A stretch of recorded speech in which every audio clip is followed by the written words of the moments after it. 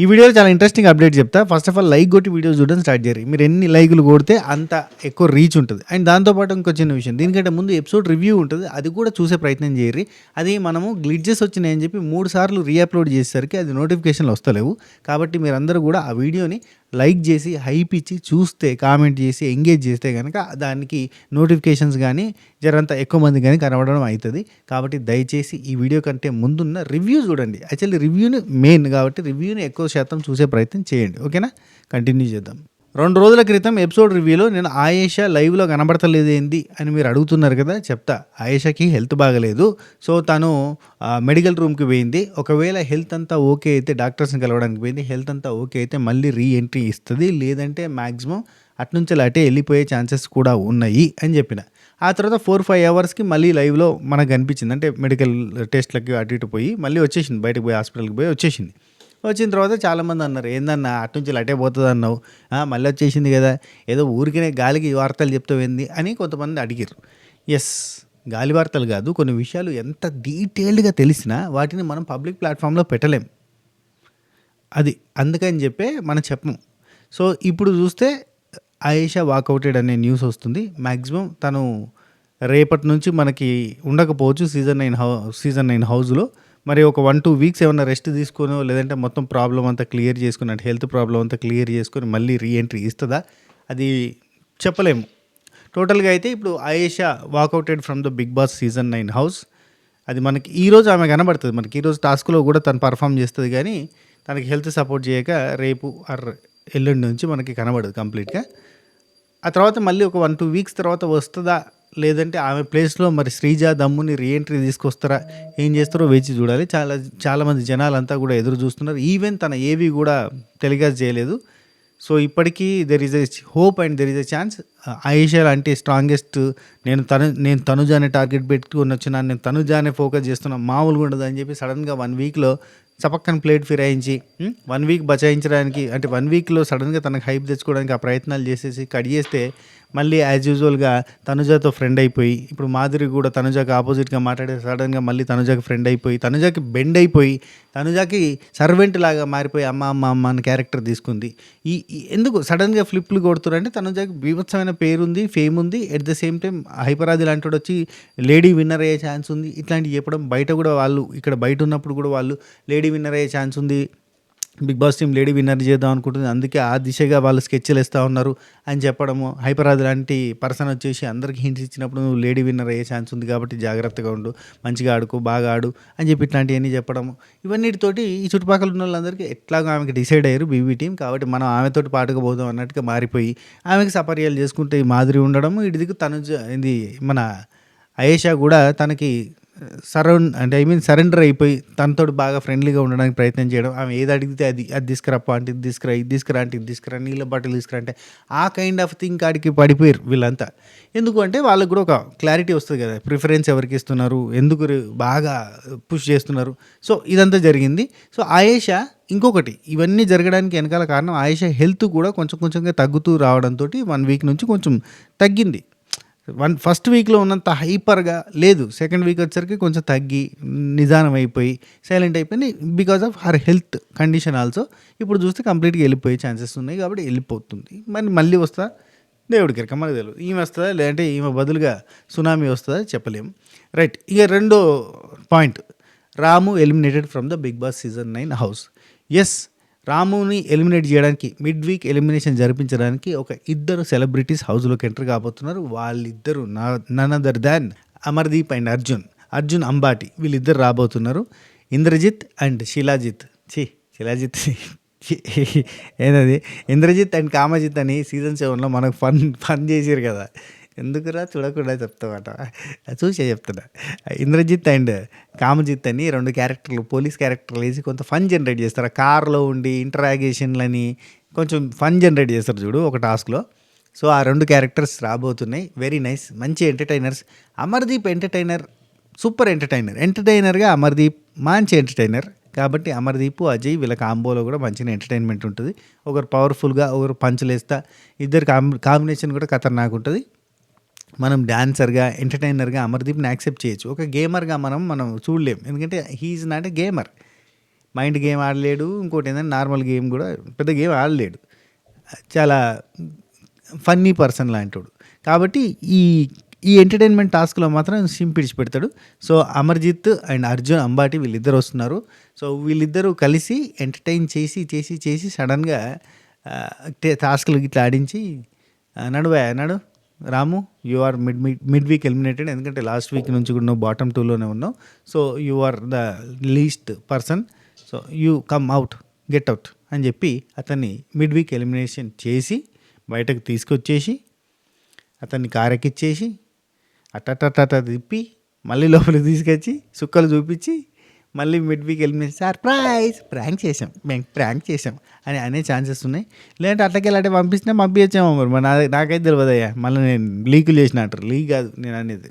Mid week elimination రాము రాథోడ్ ఇది ఒకటి ఉంది.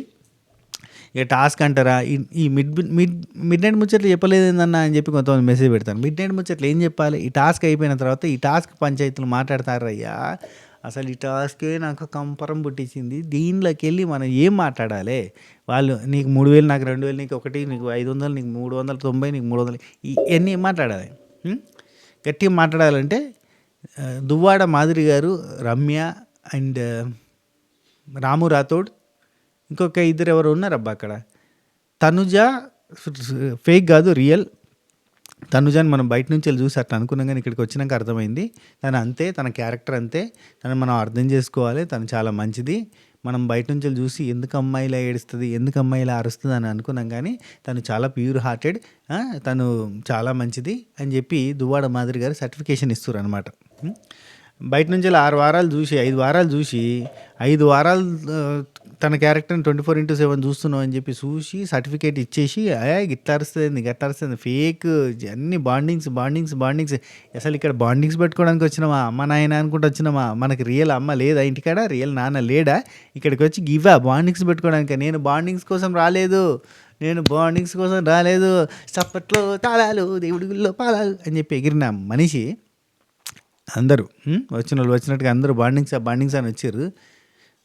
అందరికంటే దారుణమైన బాండింగ్లోకి ఇరుక్కుపోయింది. అమ్మ అనే బాండ్లోకి ఇరుక్కుపోయింది అయ్యా దువ్వాడ మాదిరి గారు. ఇప్పుడు సంజన అమ్మ ఎవరికి, ఇమాన్యుల్కి, అది బాండింగ్ అంటున్నాం కదా.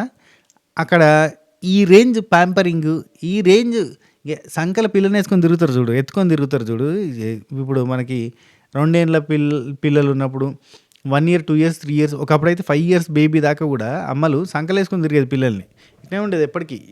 ఎటు పోయినా క్యారీ ఇక్కడనే, ఎటు పోయినా బేబీ ఇక్కడనే ఉంటుంది.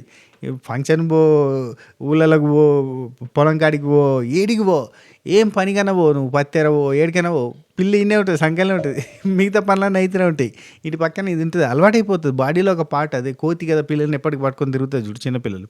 ఆ టైప్లో తిరిగేటోళ్ళు. ఆ టైప్లో మాదిరి అక్క తనుజ ఎంబడి తిరుగుతుంది. Complete attach, no detach. నా ల్యాప్టాప్ సాత్రం, నా ల్యాప్టాప్ కూడా అంతే. ఛార్జింగ్ వైర్లో పెట్టకపోతే పనిచేయదు.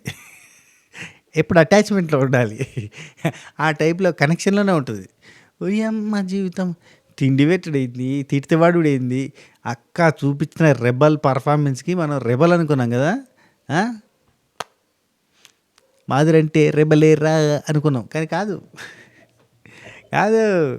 సిచ్యువేషన్కి తగ్గట్టే వాటర్ లాంటి పర్సన్ ఆమె. సిచ్యువేషన్ తగ్గట్టుగా మారుతుంది అన్నట్టు. ఇప్పుడు ఏంది, తనుజ హైపు కాబట్టి తనుజతోటి మనం ఉందాం. ఏముంది, ఆమె వెంబడి పడి అట్లా ఉందాం. ఆమె ఓటింగ్లో గిట్ల గీసి మనం వేసినా కానీ మనం బచాయిస్తే వస్తాం. అవసరమా మనకి? ఎందుకు ఇవన్నీ మనం ఆడేదే ఎందుకు? మనం ఊరికైనా వచ్చినాం ఎక్స్పీరియన్స్ చేద్దామని. తనుజ హైయెస్ట్ అంటారు, సరే తనుజతోటే ఉందాము. అమ్మ ఓకే బేబీ, నువ్వు నా బేబీ తినరా, నువ్వేమన్నా రా, తింటా ఫస్ట్, నువ్వు తినరా, ఇగో తీసుకో పట్టు, ఇగో నా దగ్గర ఉన్న డబ్బులు ఏంటి, ఇగో 3000 తీసుకో, నీవు సంపాదించినంత 3500, ఇగో నా దగ్గర 4000 ఉన్నాయి, తీసుకో, మొత్తం ఎంత 7500, నువ్వే అప్పు. లిటరల్లీ 4000 రూపాయలు ఉండే ఎవరి దగ్గర, తనుజ దగ్గర. 3500 రూపాయలు మాదిరక్కి ఇచ్చింది. ఇచ్చి మేడంకి 7500 చేసిందని ఇన్ఫర్మేషన్ వస్తుంది. ఎందుకంటే నాన్నని ఎలిమినేట్ చేస్తున్నారని అమ్మని తీసుకొచ్చారు బిగ్ బాస్ టీం. చెప్పినట్టున్నారు మాదిరి గారికి లోపలికి పిలిచి, మీరు ఎంత గింజుకున్నా ఏమి చేసినా ఆమెకే విన్నర్ ఇస్తాం మేము, మీరు ఆమెతో ఉంటే 4 రోజులు ఉంటారు, ఇక 'బిగ్ బాస్' మామ కూడా అనుకుంటాడు కదా! ఇగో మా విన్నర్‌కి ఒక అసిస్టెంట్ కావాలి. తనని కేర్ టేకర్‌గా చూసుకునేటోళ్ళు కావాలి. ఇన్ని రోజులంటే బర్నన్ ఉన్నాడు. ఇప్పుడు ఎవరు లేరని చెప్పి ఇంకొకరిని అసైన్ చేసినట్టుగా, అరేంజ్ చేసినట్టుగా అనిపిత్తాంది. సరే ఇక మిగతా దివ్య నిఖిత ఎట్లాగో సెకండ్ హైయెస్ట్‌లో ఉంటది. ఎందుకంటే తనుజ, దివ్య నిఖిత, సుమన్ శెట్టి అన్న ముగ్గురు కలిసి ప్లాన్ చేసి డబ్బులు సంపాదించారు కాబట్టి లైన్‌లో ఉన్నారు. అండ్ ఇక కళ్యాణ్ కూడా ఈ లైన్‌లోకి వస్తాడు. ఎందుకంటే 2 టాస్కులు రెడ్ టీము, 2 టాస్కులు బ్లూ టీములు గెలిచినాయి కదా! సో, ఈ రకంగా ఆళ్ళకి వచ్చిన అడిషనల్ ఏమంటే బోనస్ అమౌంట్ ఉంటది కదా! సో, బోనస్ అమౌంట్ ఉంటది. ఇమాన్యుల్‌కి కూడా కొంత బోనస్ అమౌంట్ యాడ్ అయితది. కానీ ఇటు నుంచి అటు నుంచి ఇటు షిఫ్ట్ అయింది కాబట్టి మరి ఏం జరిగిందో తెలవదు గానీ కొంచెం తక్కువనే ఉన్నట్టుగా ఇన్ఫర్మేషన్. సో, కళ్యాణ్ దగ్గర కూడా ఎక్కువ అమౌంట్ ఉంటది. సుమన్ శెట్టి అన్న దగ్గర కూడా ఎక్కువ అమౌంట్ ఉంటది. ఇక మిగతా వాళ్ళందరి దగ్గర లైన్‌గా చూసుకుంటూ పోతే తక్కువే. ఆఖరికి రాముకి, రమ్యకి అందరికంటే తక్కువ ఉన్నట్టు. Ramu, Ramya out of the captaincy contender task. ఇక రీతు చౌదరికి ఒక సీక్రెట్ టాస్క్ ఇచ్చారట. మనకి ప్రతి సీజన్‌లో ఇస్తారు కదా! గాళ్ళు చచ్చిపోయారు, గీళ్ళు చచ్చిపోయారు అని అద్దాల మీద రాయాలి, గాడ రాయాలి, గీడ రాయాలి అని చెప్తే మీకు బెనిఫిట్స్ ఉంటాయని. అట్లాంటిది ఒక సీక్రెట్ టాస్క్ ఇచ్చి అది సక్సెస్ఫుల్‌గా చేసినందుకు రీతు చౌదరికి కూడా కెప్టెన్సీ కంటెండర్ ఇచ్చారట. అఫ్‌కోర్స్ రీతుని ఒక వీక్ అయినా కెప్టెన్ చేయకపోతే 'బిగ్ బాస్' మామకు కూడా మనసున పట్టదు.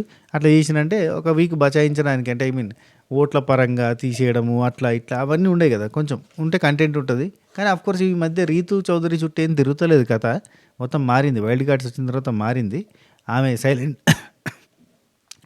సైలెంట్ అయిపోయింది.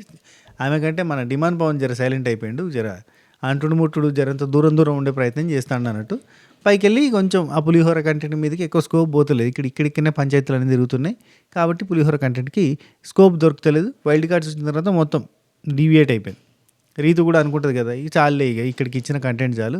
కంప్లీట్‌గా తను నార్మల్ గేమ్ ఆడుకుంటూ పోదాం అని చెప్పి నార్మల్‌గా గేమ్ ఆడుకుంటూ పోతుంది. అఫ్‌కోర్స్ తనకి ఏదైనా టాస్క్ ఇస్తే 100% ఇస్తదబ్బా! ఆ పులిహోర కంటెంటే కాకుండా రీతు చౌదరి టాస్క్‌లైనా, పర్ఫార్మెన్స్ అయినా ఖతర్నాక్ ఇస్తది. డీమాన్ పవన్ కూడా అంతే. సూపర్‌గా ఆడతాడు. చాలా బాగా పర్ఫార్మ్ చేస్తాడు టాస్క్‌ల పరంగా. అది. డిమాండ్ పవన్‌కి టాస్క్ ఆడే అవకాశం వచ్చింది. ఈరోజు మనం ఎపిసోడ్‌లో చూస్తాం. ఆ బురద టాస్క్ ఉంది కదా!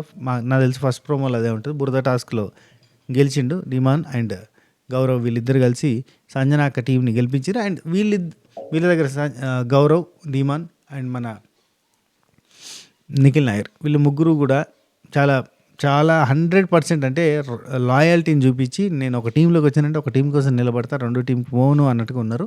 అక్కడ కూడా వాళ్ళు మెప్పిచ్చిర్రు. సో ఇది మ్యాటర్. ఇంకేముందబ్బా అంతే. ఇంకేమన్నా ఉంటే కనుక అప్డేట్ చేస్తాను నెక్స్ట్ వీడియో పెట్టి. ఓకేనా? ఉంటా. Take it. Tata. By by. నమస్తే. షబ్బా ఖైర్.